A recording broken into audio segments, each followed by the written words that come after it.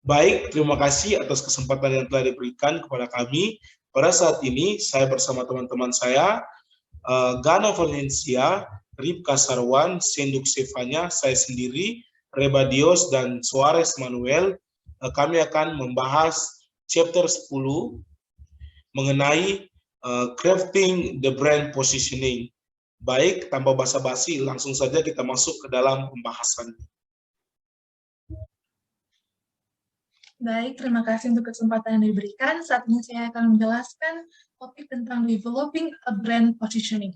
Jadi pertama kita akan memahami apa itu positioning dan value propositions. Jadi positioning ini merupakan tindakan yang merancang produk dan membangun pemasaran agar dapat tercipta kesan tertentu di ingatan konsumen. Nah, jadi brand positioning ini merupakan langkah-langkah atau tindakan yang harus dilakukan oleh perusahaan sehingga produk mereka ini dapat teringat cepat oleh pelanggan mereka. Jadi misalnya saya beri contoh di handphone. Orang-orang biasanya kalau bilang handphone atau smartphone, otomatis mereka akan mengingat brand Samsung. Nah, apa kelebihannya Samsung? Apa yang Samsung ini lakukan sehingga produk mereka ini teringat cepat oleh pelanggan mereka? Nah, jadi pertama itu mereka berinovasi. Jadi mereka akan menempatkan selalu bahwa mereka itu tiap bulannya ada keluaran terbaru atau tipe-tipe yang baru. Jadi kalau orang tahu bahwa kalau mereka beli Samsung, maka mereka tidak akan ketinggalan zaman karena produk-produknya selalu keluaran terbaru. Berikutnya, value proposition. Jadi value proposition ini artinya lebih kepada nilai. Apa manfaat atau kelebihan daripada produk tersebut dan mengapa konsumen harus membeli produk atau menggunakan layanan jasa yang disediakan. Sehingga bisa dikatakan perusahaan memberikan nilai ini kepada konsumen dengan tujuan untuk memuaskan kebutuhan konsumen. Misalnya pada tabel ini, perusahaan Hertz, mereka menyediakan mobil sewa. Nah, apa nilai manfaat atau value proposition-nya? Jadi, mereka itu di sini dikatakan fast atau cepat. Nah, berikutnya convenient, nyaman untuk disewa ketika lagi di bandara. Nah, tujuan konsumen mereka itu kepada orang-orang yang selalu sibuk. Jadi kalau dihubungkan dengan positioning, di mana orang-orang ketika bilang mobil sewa akan langsung mengingat ini Hertz Company, karena mereka tahu bahwa Hertz Company ini memberikan layanan yang cepat dan nyaman untuk konsumen. Berikutnya, using a competitive frame of reference. Nah, jadi competitive frame atau kerangka acuan kompetitif ini memberikan konteks untuk penentuan positioning atau pencitraan suatu merek yang bersaing. Mengapa? Karena kerangka acuan kompetitif ini menentukan cara suatu merek dapat bersaing dengan merek yang lain. Nah, bagaimana kita merancang atau menyusun strategi dalam persaingan? Jadi pertama kita akan mengidentifikasi kompetitor atau identifying competitors. Nah, jadi misalnya kita itu Samsung, maka dalam hal ini kompetitor kita itu Apple, Oppo, Asus, dan lainnya. Setelah itu kita akan analyzing kompetitor kita. Seperti yang ada di tabel ini, ada kompetitor A, B, dan C. Sekarang kita lihat kelebihan masing-masingnya. Nah, jadi kompetitor A, customer awareness-nya atau kesadaran dari customer itu mereka dapat nilai E atau excellence. Nah, itu artinya sangat baik, dan kompetitor B mendapat nilai good, dan kompetitor C dengan nilai fair atau masih wajar. Begitu juga dengan produk quality, dan availability-nya dan lainnya. Jadi di sini kita menganalisa seberapa baik atau buruk pesaing kita dalam bidang-bidang tersebut, sehingga kita bisa tahu sejauh mana tingkat yang perlu kita capai untuk bisa memenuhi kebutuhan konsumen kita. Dan yang ketiga itu adalah points of difference. mengidentifikasi points of difference. Nah, jadi points of difference itu adalah atribut atau keunggulan yang diasosiasikan dengan kuat oleh konsumen kita dengan merek yang kita kelola, sehingga konsumen kita percaya bahwa produk kita itu tidak ditemukan sama dengan produk kompetitor kita. Jadi dengan kata lain, produk points of difference itu sesuatu yang membuat kita berbeda dari kompetitor kita. Nah, ini adalah 3 kriteria dari points of difference. Yang pertama adalah desirable to consumer, atau diinginkan untuk konsumen. Jadi konsumen harus melihat asosiasi merek secara pribadi sebagai hal yang relevan bagi mereka. Misalnya harganya murah dan kualitas tinggi. Dan yang kedua adalah deliverable by the company. Jadi kebutuhan akan produk kita yang kita tawarkan kepada konsumen itu terpenuhi seutuhnya. Dan yang ketiga adalah differentiating from competitor. Jadi diferensiasi ini konsumen harus melihat asosiasi mereka, merek mereka sebagai sesuatu yang khas dan unggul dari pesaing mereka. Jadi kita harus memastikan produk kita itu memiliki sesuatu yang beda dari pesaing. Baiklah, selanjutnya saya akan membahas case mengenai perusahaan Philips. Jadi Royal Philips Electronics adalah salah satu perusahaan elektronik terbesar dan merek yang paling dihormati di dunia. Nah, didirikan pada tahun 1861 oleh Anton dan Gerald Philips. Nah, produk Philips telah masuk ke pasaran di 100 negara dan lebih dari 35 bahasa.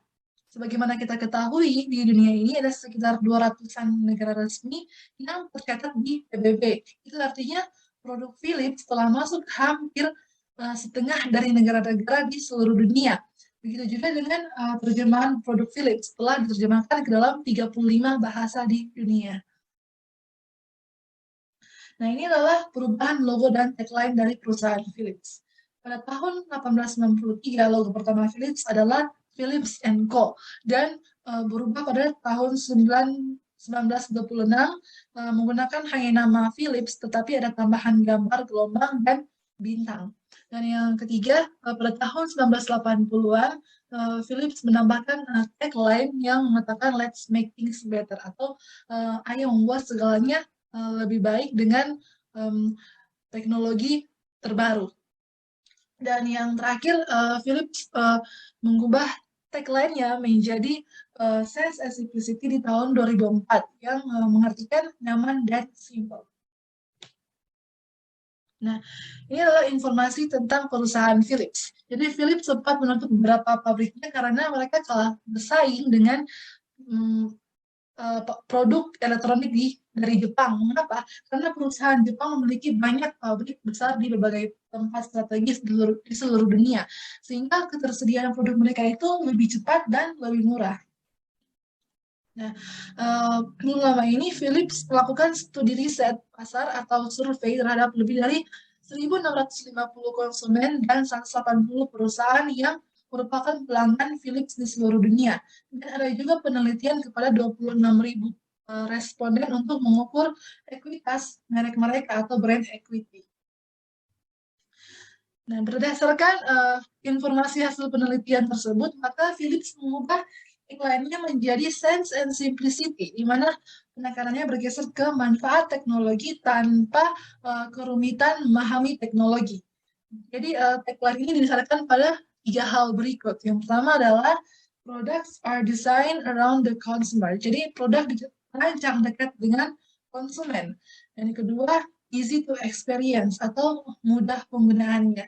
Dan yang ketiga adalah they are advanced atau selalu terkedepan dan canggih.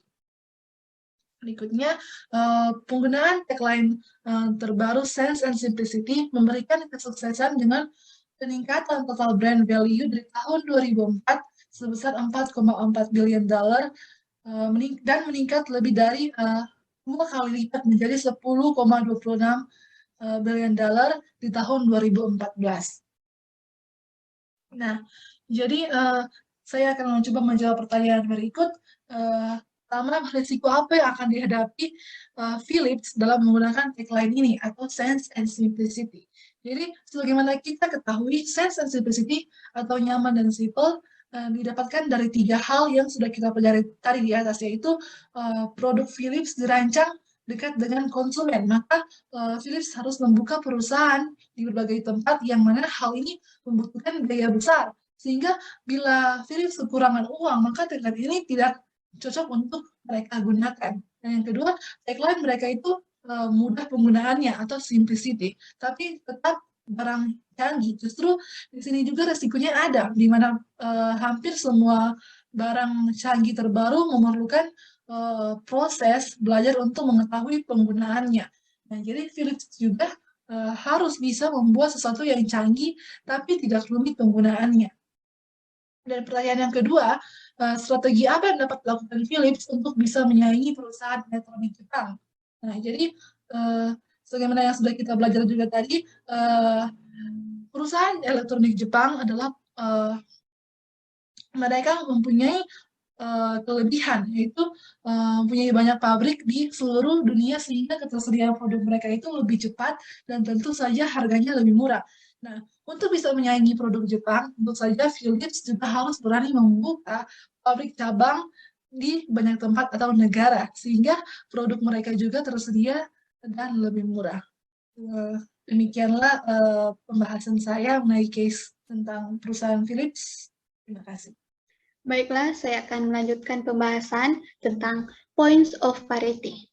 Points of parity di sisi lain adalah atribut atau benefit asosiasi yang tidak selalu unik bagi brand itu, tetapi mungkin pada kenyataan juga dimiliki dengan brand lainnya. Nah, jenis asosiasi ini mempunyai 3 bentuk dasar, yaitu kategori, correlation, dan kompetitif. Yang pertama, ini adalah kategori points of parity. Ini adalah atribut atau benefit yang dipandang esensial oleh customer untuk suatu penawaran yang legitimate dan kredibel dalam brand atau kategori tertentu. Nah, kategori points of parity ini dapat berubah sepanjang waktu akibat dari kemajuan teknologi, perkembangan hukum, atau consumer trends. Tetapi, brand ini adalah grains free atau harga yang harus dibayar untuk play to marketing game. Yang kedua ini adalah correlation points of parity. Ini adalah asosiasi yang berpotensi negatif yang timbul dari adanya positif asosiasi untuk brand. Nah, salah satu tantangan bagi seorang marketer ini adalah bahwa banyak atribut atau benefit yang membentuk pot mereka itu berbanding terbalik. Nah, dengan kata lain, dalam benak konsumen, jika brand kita bagus dalam satu hal, itu tidak bisa dilihat juga bagus dalam hal yang lain. Nah, yang ketiga ini ada competitive points of parity. Ini adalah asosiasi yang dirancang untuk mengatasi kelemahan persepsi brand dalam hal point of difference dari competitors. Nah, salah satu cara yang terbaik untuk mengungkapkan points of parity kompetitif utama adalah dengan memainkan peran penting dalam posisi kompetitor dan menyimpulkan point of difference yang diinginkan. Dengan demikian, pot kompetitor akan memberi kesan sebagai pop brand. Next slide.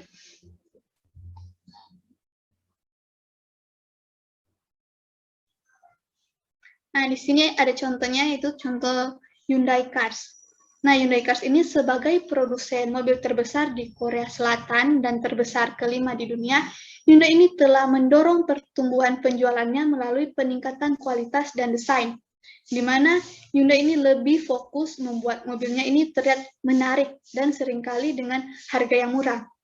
Nah, tujuan brand ini untuk menarik atau memikat pelanggan dengan kecepatan dan daya tarik Eropa mewah, tetapi tentunya dengan harga yang premium. Nah, Hyundai ini untuk memenangkan hati dari customer, Hyundai ini melibatkan juru bicara yang kredibel dan menarik seperti Jurgen Klinsmann, pesepak bola Jerman, dan Shah Rukh Khan, aktor Bollywood. Kita bisa lihat di sini ada aktor Shah Rukh Khan. Nah, tentunya dengan menghadirkan juru bicara yang kredibel dan menarik ini, membantu mengkomunikasikan atau menyampaikan progresinya dari Hyundai ini, bahwa Hyundai ini adalah produk atau brand yang berharga. Next slide.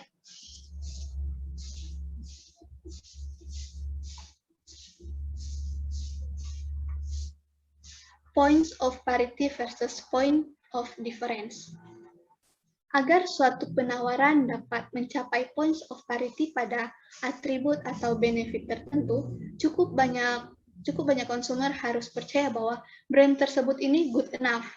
Pada dimensi tertentu, brand tidak perlu dilihat setara dengan kompetitor, tapi konsumer ini harus merasakannya cukup baik pada atribut atau benefit tertentu. Contohnya seperti Hyundai Motor Company yang mempelopori pasar mobil dengan berhasil membangun point of difference dengan harga yang rendah serta point of parity dengan tetap mengutamakan kualitas dan desainnya. Nah, kunci untuk positioning ini bukanlah mencapai point of difference, tetapi melainkan mencapai points of parity atau titik keseimbangan. Multiple frame of reference. Ini adalah lazim bagi sebuah brand untuk mengidentifikasi lebih dari satu kerangka referensi kompetitif yang nyata atau potensial. Jika persaingan melebar atau rencana perusahaan untuk memperluas ke dalam kategori baru. Nah, contohnya di sini ada Starbucks, di mana Starbucks ini bisa mendefinisikan set competitors yang sangat berbeda. Yang pertama ini ada quick serve restaurant and convenience shop. Di antaranya ada McDonald's dan Dunkin' Donuts. Pots yang dimaksudkan ini ada yaitu quality-nya dari produk ini, baru brand, quality, image, experience, dan variety. Sedangkan pops yang dimaksudnya adalah convenience dan value. Yang kedua ini ada home and office consumption. Di antaranya itu ada Folgers, Nescafe Instant, dan Green Mountain Coffee K-Cups. Yang dimaksudkan yaitu quality, image, experience, variety, freshness. Sedangkan pops yang dimaksud yaitu convenience dan value. Dan yang ketiga ini adalah local cafe. Pops yang dimaksudkan ini adalah convenience dan kualitas layanan. Sedangkan pops yang dimaksudkan itu kualitas produk, variety, price atau harga, dan community atau komunitas. Beberapa pops dan pods potensial untuk Starbucks dibagi di seluruh competitors. Nah, dalam keadaan seperti ini, marketers harus memutuskan apa yang harus dia lakukan. Main option, pilihan utama dengan berbagai macam reference. Salah satunya yaitu mengembangkan posisi terbaik untuk setiap jenis atau kelas competitors dan kemudian melihat apakah ada cara untuk membuat satu combine positioning yang kuat untuk menangani semuanya ini secara efektif. Nah, jika competition ini terlalu beragam, perlu memprioritaskan competitors dan kemudian memilih competitors yang paling penting untuk berfungsi sebagai competitive frame. Next slide.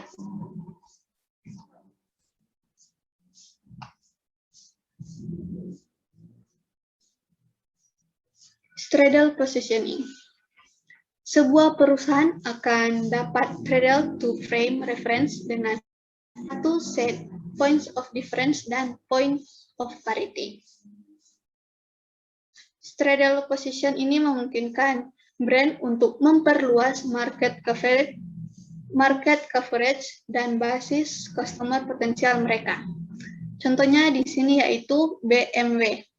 Next slide.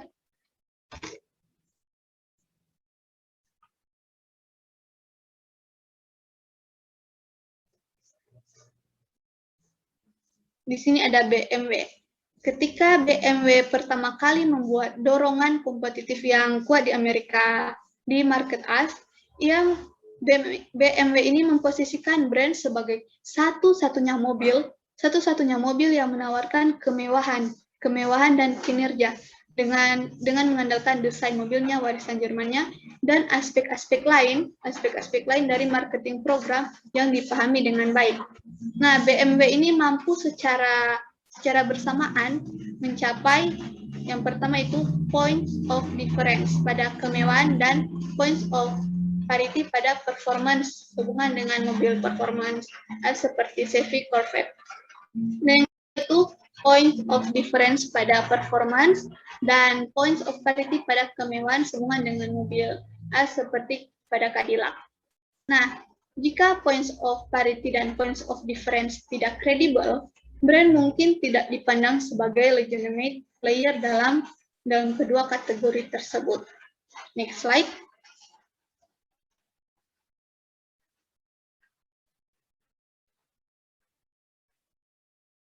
Memilih POPs dan POT tertentu.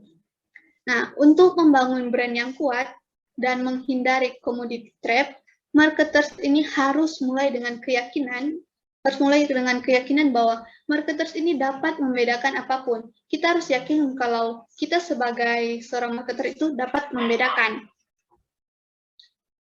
competitive advantages, di mana kemampuan perusahaan untuk memilih perform yang lebih tinggi dan tidak dapat disaingi oleh competitors. Leverageable advantages adalah salah satu yang dapat digunakan perusahaan sebagai springboard atau batu loncatan untuk keuntungan baru. Seperti Microsoft ini telah memanfaatkan sistem operasinya ke Microsoft Office dan kemudian ke networking application. Secara umum, sebuah perusahaan yang berharap untuk bertahan harus berada dalam bisnis menciptakan keunggulan baru yang dapat menjadi dasar dari points of difference. Para marketer biasanya berfokus pada brand benefit sewaktu memilih points of parity dan points of difference yang membentuk brand positioning, di mana brand atribut ini memainkan banyak peran penting, banyak peran pendukung dengan memberikan reason to believe. Nah, reason to believe ini adalah alasan untuk percaya. Mengapa brand dapat secara kredibel mengklaim bahwa brand ini menawarkan manfaat tertentu. Konsumer biasanya lebih tertarik pada keuntungan dan apa yang akan mereka dapatkan dari produk yang mereka beli. Tentunya para customer ini akan bertanya, apa sih manfaat yang akan saya terima ketika menggunakan brand tersebut? Penggunaan hand body Scarlett misalnya, Scarlett ini yang memiliki wangi yang terkesan mewah, tahan lama, kulit terasa lembut, dan mampu meratakan kulit.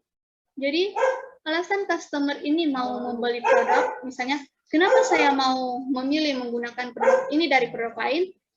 Dari produk lainnya tentunya karena brand atribut dari produk tersebut. Manfaat yang saya dapatkan, kalau saya menggunakan produk ini, kulit saya akan terasa lembut misalnya. Jadi otomatis customer ini akan tertarik dengan brand kita. Dan selanjutnya akan dibahas oleh teman saya. Baiklah, saya akan melanjutkan pembahasan saya yang pertama yaitu perceptual maps. Perceptual maps ini adalah representasi visual mengenai persepsi dan juga preference konsumer. Perceptual maps ini menyediakan gambaran kuantitatif mengenai keadaan market, di mana kita bisa melihat bagaimana konsumen melihat perbedaan produk, jasa, dan juga merek dalam dimensi yang berbeda. Nah, di sini ada contoh perceptual maps, dan sebelah kiri ini menandakan tentang keadaan market pada saat ini untuk 4 merek minuman yang berbeda.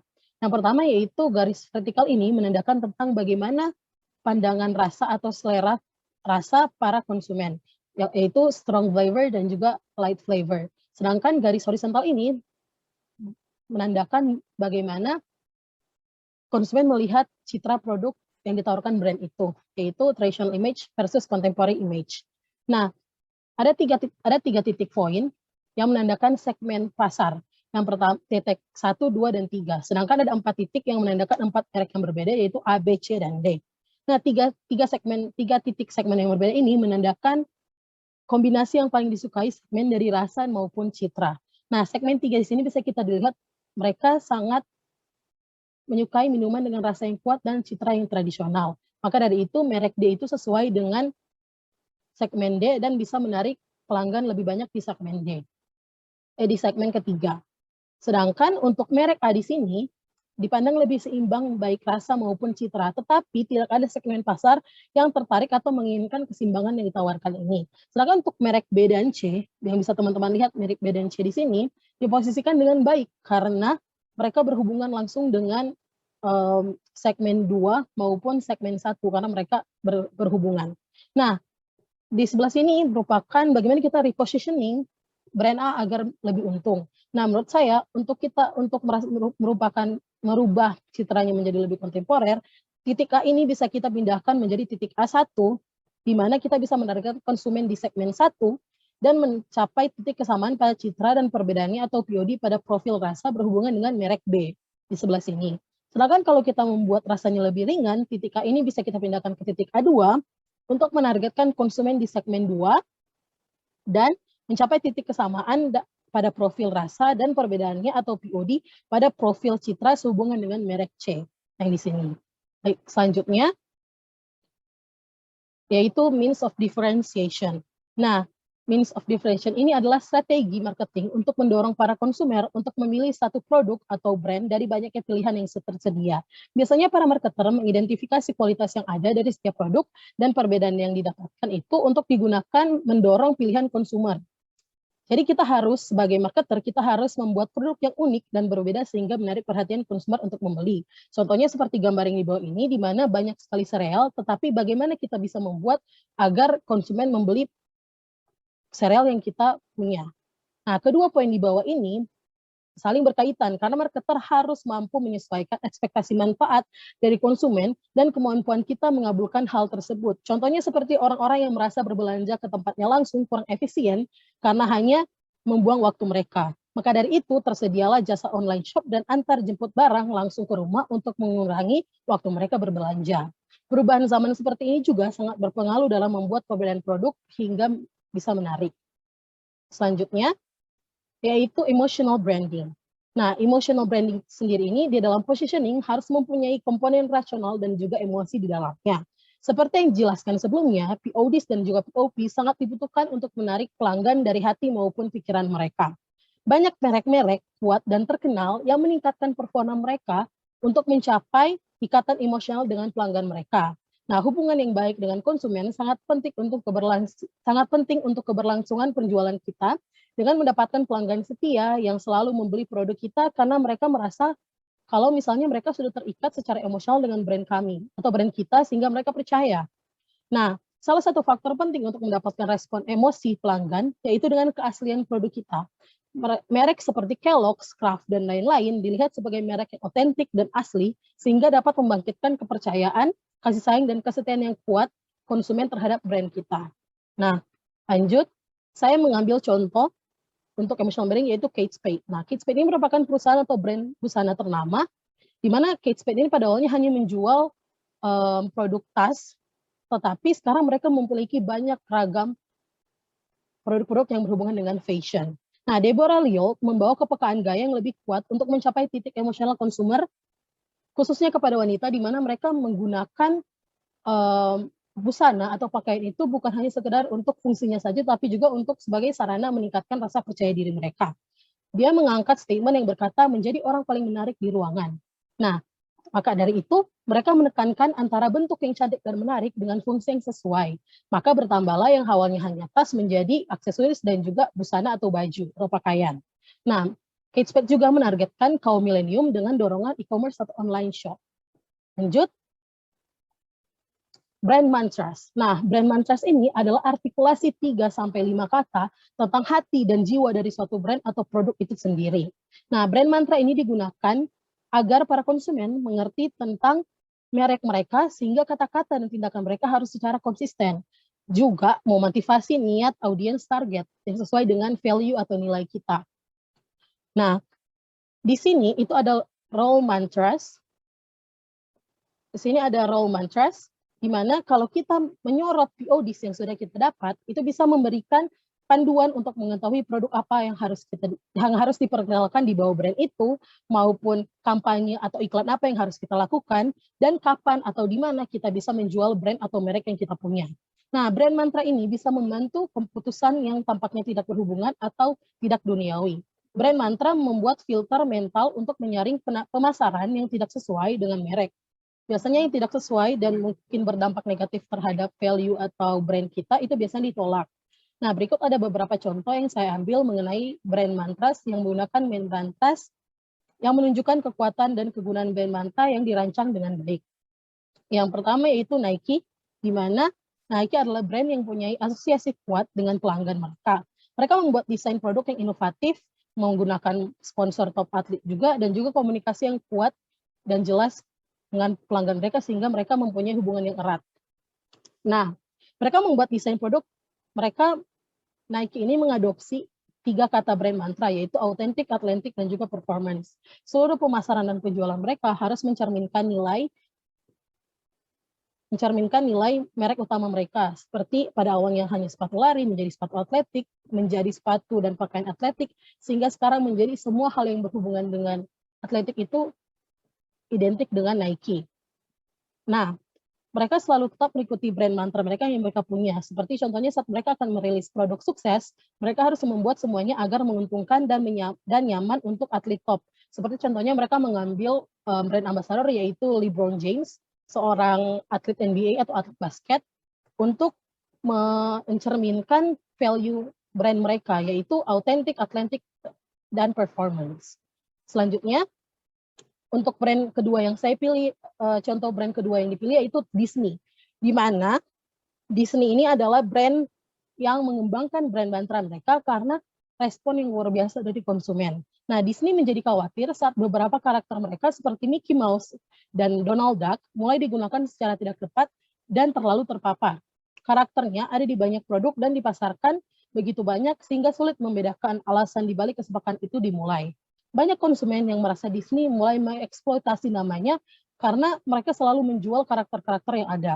Nah, maka dari itu Disney mengambil keputusan cepat dengan mereka menjaga konsisten image mereka. Nah, mereka mengadopsi brand mantra yaitu Fun Family Entertainment dan ditambahkan dengan magical yang dimana cocok, bisa teman-teman lihat di gambar ini, cocok dengan brand mereka untuk menyaring usaha yang diusulkan. Nah, karena itu semua usaha yang diusulkan kepada mereka sesuai dengan brand mantra mereka, biasanya mereka tolak untuk menghindari kehilangan pelanggan. Nah, selanjutnya yaitu designing a brand mantra. Nah, berbeda dengan slogan yang bermaksud untuk mengajak, brand mantra ini didesain dengan tujuan tertentu di kepala. Nah, untuk mendapatkan brand mantra yang bagus, ada 3 kriteria atau 3 kunci kriteria untuk membangun brand mantra. Yang pertama yaitu communication, komunikasi di mana kita harus menjelaskan apa yang unik tentang merek tersebut. Perlu menentukan kategori bisnis untuk menetapkan batasan merek, di mana batasan-batasan kita agar tidak terlewati atau bahkan tidak kurang untuk memuaskan pelanggan. Nah, sedangkan untuk key atau kunci yang kedua yaitu simplify atau disederhanakan, di mana brand mantra yang efektif harus mudah diingat, sehingga kita harus membuat brand mantra yang pendek, tajam, dan jelas, sehingga bisa langsung tertanam di otak dan pikiran para konsumen. Selanjutnya yang ketiga atau yang terakhir yaitu inspire atau menginspirasi, di mana brand mantra harus menonjolkan landasan yang bermakna secara pribadi dan juga relevan untuk karyawan sebanyak mungkin, karena seperti yang dibilang tadi, karyawan juga merupakan image dari brand kita, sehingga itu yang dilihat oleh konsumen. Nah, dalam menentukan produk atau manfaat di mana kita harus bersaing itu penting sekali karena bisa membuat perbedaan. Nah, pentingnya juga mengidentifikasi kategori yang tepat untuk diperluas dalam produk yang kita ciptakan. Brand mantra ini berfokus secara eksklusif pada titik perbedaan. Bisa dilihat tadi tentang 2 brand yang dibahas yaitu Nike dan Disney, bagaimana mereka bisa bertahan bertahun-tahun dengan pelanggan yang setia itu karena mereka dapat memenuhi janji gabungan mantra brand yang mereka sajikan. Sedangkan tidak ada pesaing yang bisa dibilang sama atau menyesuaikan ekspektasi seperti apa yang mereka salurkan atau performance mereka. Nah, lanjut saya akan membahas mengenai Nespresso atau case yang ada di chapter 10, saya akan fokus di pertanyaan yang diberikan. Pertanyaan pertama yaitu, why has Nespresso repositioning on the consumer market led to the success of the brand? Nah, jawaban itu sebenarnya itu sudah ada di case yang dibahas di atas. Nah, keberhasilan mereka itu disebabkan oleh posisi unik di pasar kopi, di mana mereka mengutamakan pilihannya mereka untuk menempatkan diri mereka di pasar kelas atas. Nah, mesin kopi mereka dirancang secara praktis, memiliki kopi yang berkualitas tinggi, layanan terbaik, dan juga komunikasi yang kuat dan asli sehingga membangun hubungan yang erat dengan pelanggan. Nah, pelanggan yang membeli mesin espresso, mereka menawarkan mereka agar otomatis menjadi anggota klub merek Nespresso, sehingga para pelanggan mendapatkan servis dan produk yang terbaik dan terutama eksklusif. Nah, hal ini menumbuhkan rasa memiliki hak istimewa komunitas yang memperkuat positioning brand Nespresso sendiri kepada pelanggan mereka. Mereka juga hanya menjual produk mereka di tempat-tempat eksklusif seperti e-commerce atau butik tertentu yang dipilih, dan juga mereka mendirikan tempat eksklusif dan juga banyak melaksanakan hubungan atau kerjasama dengan restoran-restoran terkenal dan juga chef-chef yang luar biasa berbakat. Nah, pertanyaan yang kedua yaitu, will the unique positioning of Nespresso enable it to resist new competition from Jacobs Douwe Egberts? Nah, menurut saya sendiri, itu sudah dijelaskan di atas bahwa Nespresso ini sudah memiliki branding dan juga positioning yang kuat, di mana mereka sudah tahu target mana yang harus mereka tentukan, atau mereka target untuk menjual produk mereka. Nah, menurut saya, salah satu cara mereka untuk bisa bertahan di atas, itu dengan cara mereka terus menargetkan dan memperkuat high-end positioning mereka, yaitu atau yang dijelaskan tadi, di mana target segmen mereka itu kelas atas, di mana mereka bisa dengan cara meningkatkan kualitas produk yang mereka ciptakan dan juga membuat berbagai macam servis yang menarik perhatian mereka, yang merasa eksklusif sehingga mereka merasa spesial dan tetap percaya, karena bisa dibilang dari positioning mereka sebelumnya sudah banyak sekali pelanggan yang tertarik dan setia kepada mereka. Nah, sekian pembahasan dari saya. Selanjutnya saya serahkan kepada teman saya. Baik, terima kasih atas kesempatan yang telah diberikan. Pada kesempatan kali ini saya akan membahas mengenai establishing a brand positioning. Apa itu establishing a brand positioning? Di mana kita sebagai seorang marketer harus menempatkan posisi brand kita, atau bagaimana kita sebagai seorang marketers dalam sebuah organisasi memastikan bahwa kita dapat menempatkan produk yang kita miliki dengan sebaik-baiknya. Contoh dari establishing a brand positioning adalah yang pertama itu Starbucks. Starbucks has a strong hold as coffee house atau sebagai kedai kopi. Orang-orang sangat identik Starbucks ini adalah sebuah kedai kopi. Yang berikutnya adalah Nike. Orang-orang banyak tahu bahwa Nike ini adalah sebuah brand yang membuat sepatu-sepatu yang dikhususkan untuk atlet. Yang berikutnya adalah KFC, McDonald's, dan Burger King. Ini adalah ketiga brand yang sangat terkenal dan sangat identik dengan fast food. Baik, kita lanjut ke slide yang berikutnya.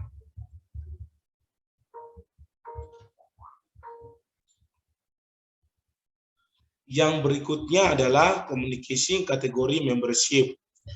Customer menyadari bahwa Maybelline adalah merek kosmetik yang sangat terkenal dan terkemuka. Cheerios adalah merek sereal yang sangat terkenal dan terkemuka. Ketika ada suatu produk baru, marketers harus memberitahu atau mengkomunikasikannya dengan konsumen. Contoh dari communication kategori membership yaitu adalah brand HP. Customer mungkin tidak yakin bahwa HP memproduksi kamera yang memiliki kualitas yang sama dengan Canon, Nikon, dan Sony. Dalam hal ini, Nikon merasa sangat berguna karena mereka dapat mengkomunikasikannya bersama dengan para konsumen dan memperkuat communication kategori membership. Terkadang brand berafiliasi dengan kategori di mana mereka tidak memiliki keanggotaan. Pendekatan ini adalah salah satu cara untuk menyoroti titik perbedaan pada brand. Demikian, itulah communication kategori membership. Yang berikutnya adalah constructing a brand positioning.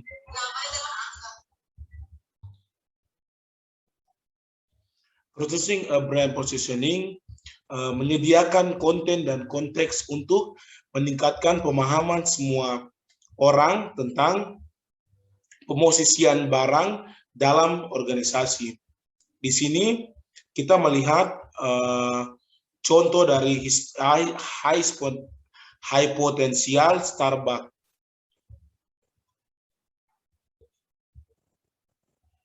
Mari kita lihat dalam high potensial Starbucks sampel ini, Blue Eye ini. Yang pertama atau lingkaran yang paling pertama adalah adalah jantung dari sasaran utama atau brand mantra. Yang berikutnya ada points of parity dan point of difference. Di sini brand positioning Blue Eyes memberikan konteks untuk meningkatkan pemahaman tentang posisi brand pada market. Yang berikutnya ada substance, theaters, dan values, personality, karakter, dan existential properties dan visually identify. Pendekatan tipikal to positioning untuk adalah memberitahu customer tentang keanggotaan brand sebelum menyatakan point of difference-nya. Customer perlu mengetahui apa itu produk atau fungsi yang didapatkan dari produk tersebut.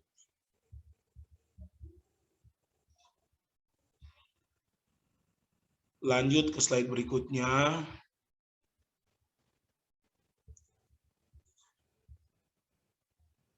Yang berikutnya adalah ada 3 cara untuk menyampaikan brand kategori membership.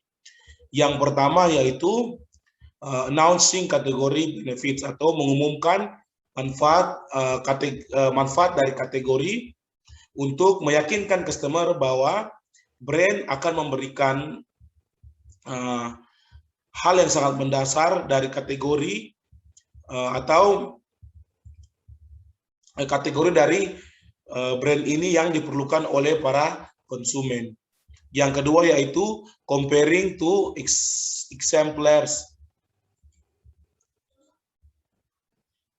Comparing to exemplars ini brand terkenal patut diperhatikan dalam suatu kategori. Juga dapat membantu brand untuk menentukan kategori membership. Yang ketiga yaitu relying on the product descriptor atau deskriptif produk yang mengikuti nama merek yang seringkali ringkas, sarana untuk menyampaikan alasan dari kategori membership ini. Slide selanjutnya.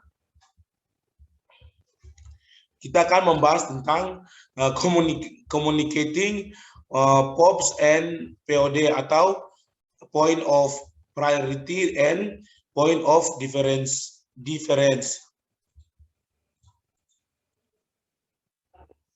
Suatu tantangan umum dalam penentuan posisi adalah bahwa banyak manfaat yang membentuk titik persamaan dan titik perbedaan di korelatif negatif. Konaga harus meyakinkan customer bahwa makanan frozen adalah pilihan yang sehat dan memiliki rasa yang enak. Contoh atribut dan manfaat dari korelatif negatif adalah low price versus high quality atau harga yang murah versus dengan kualitas yang tinggi. Taste and low calories, makanan yang enak dengan makanan yang rendah kalori, atau nutrition versus good tasting, nutrisi atau makanan yang bernutrisi atau makanan yang memiliki rasa yang enak, dan seterusnya. Yang berikut adalah monitoring competition. Monitoring competition, positioning membutuhkan organisasi atau komitmen. Itu bukan sesuatu yang terus-menerus dirombak atau diubah. Pada saat yang sama, penting untuk secara teratur meneliti keinginan atau kemampuan dan perbedaan antara point of parity dan point of difference. Merek di pasar untuk dipahami bagaimana pemosisian merek mungkin perlu berkembang atau dalam kasus yang relatif jarang menjadi sepenuhnya diganti dalam menilai posisi ancaman dari pesaing atau tiga variabel tingkat tinggi, yang itu yang pertama share of market, yang kedua share of mind, dan yang ketiga share of heart. Yang pertama share of market adalah pesaing dari pasar sasaran, yang kedua adalah berbagai pikiran atau presentase pelanggan yang menyebutkan nama pesaing ketika menyebutkan nama pesaing. Yang ketiga, berbagi hati atau pelanggan yang menyebutkan nama pesaing menanggapi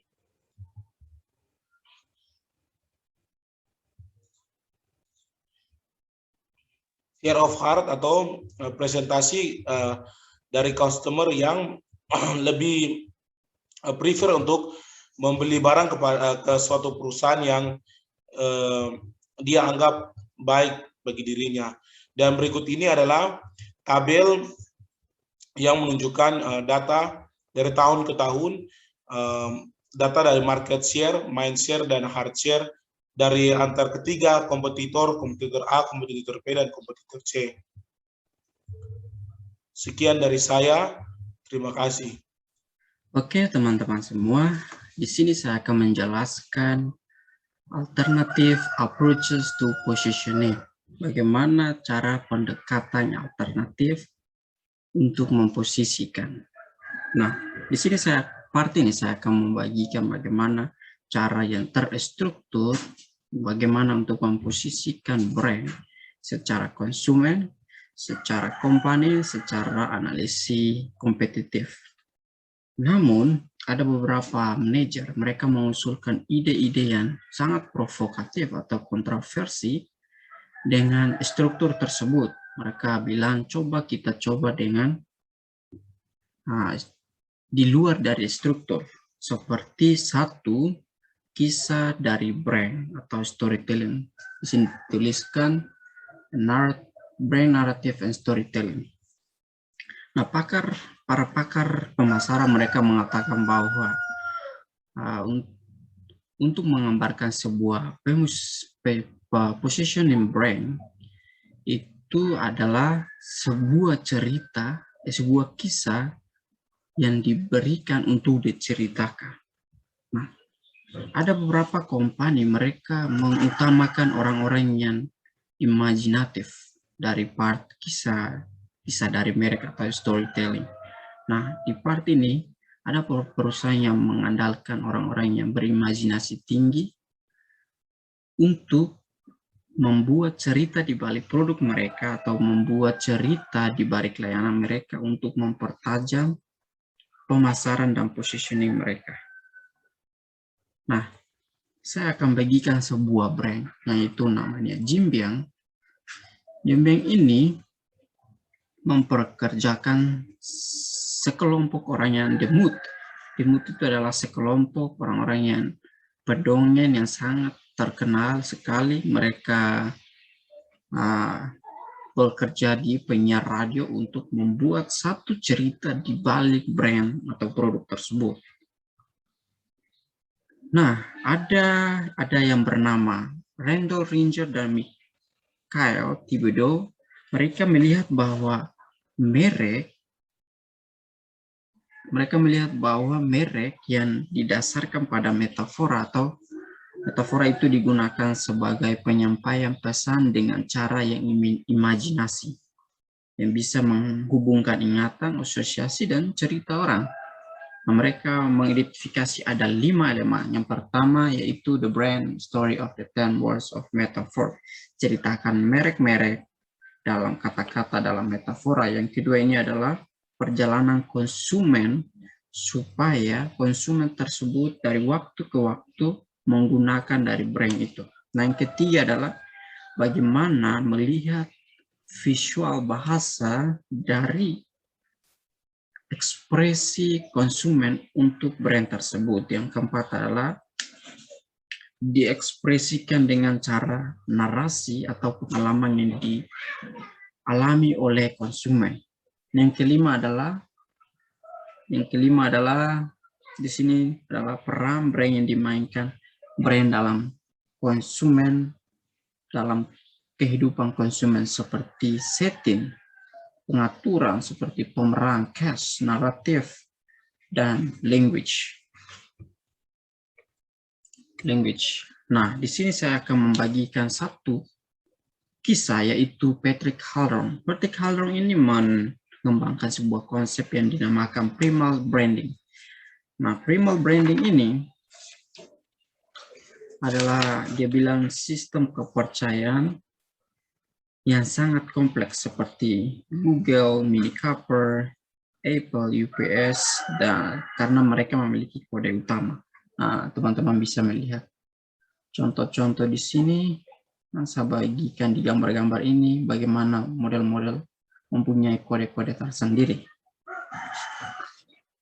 Nah, yang kedua saya akan bagikan yaitu cultural branding. Cultural branding ini saya mau hubungkan dengan satu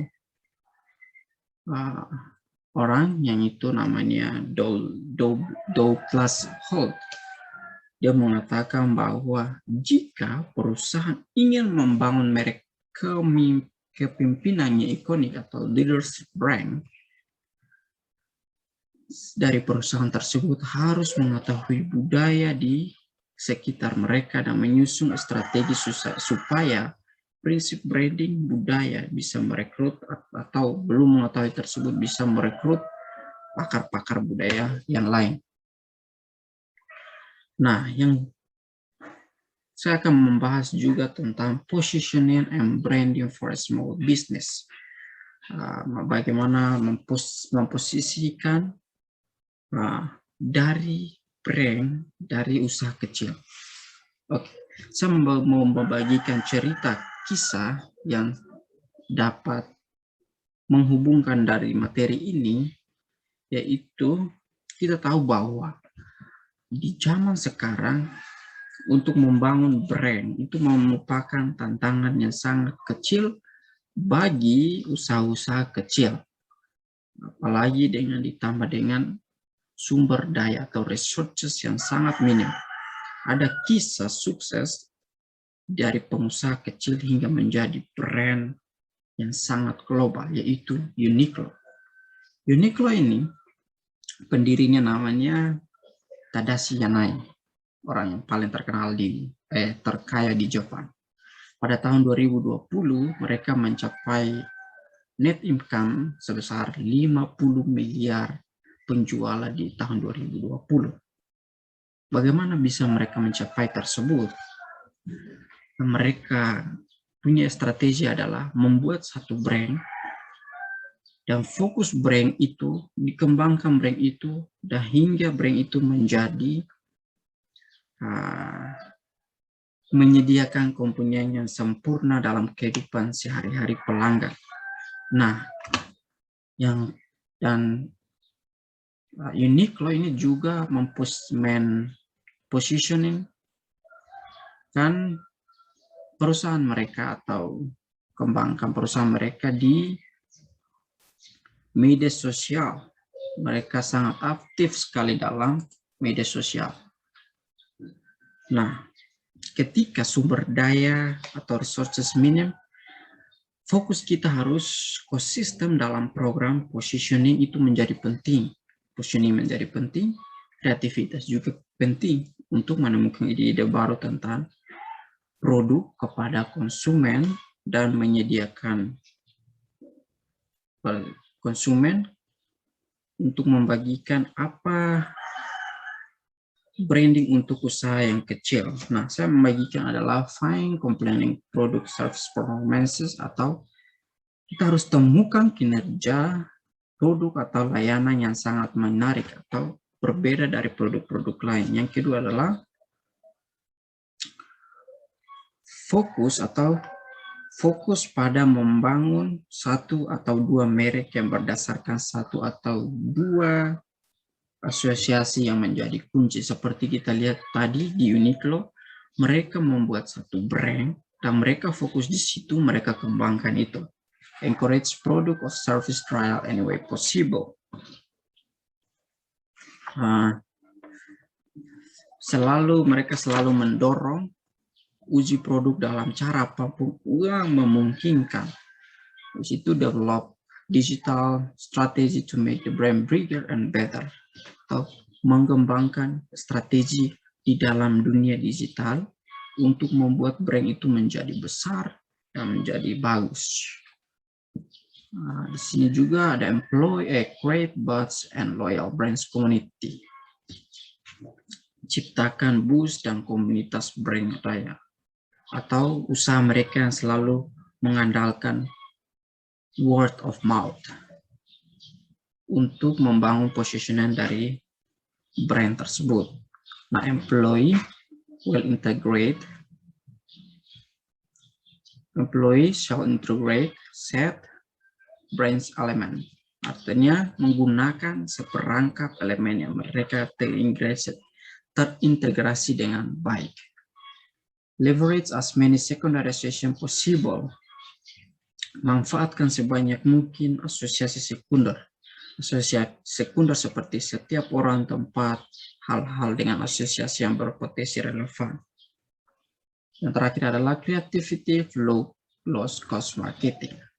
Kita tahu bahwa apalagi dalam usaha kecil, mereka membutuhkan riset yang low budget, low cost. Atau melakukan kreatif riset pemasaran yang biaya rendah, karena tidak seperti brand-brand besar yang sering memiliki banyak sumber daya. Usaha kecil yang tidak memiliki kemampuan yang membuat kesalahan yang harus merancang untuk mengimplementasikan program pemasaran lebih hati-hati. Nah, summary yang saya mau bagikan kepada kita di sini adalah yang pertama, untuk mengembangkan positioning dan aktif, perusahaan harus mempelajari pesaing serta pelanggan aktual dan potensial. Yang kedua adalah mengembangkan pemusian atau positioning yang memerlukan peridentifikasian kerangka referensi dengan menempatkan pasar sasaran dan sifat kompetensi. Yang ketiga adalah pesaing terdekat. Perusahaan adalah mereka yang mencari keuntungan untuk memuaskan pelanggan dan kebutuhan yang sama untuk membuat penawaran serupa.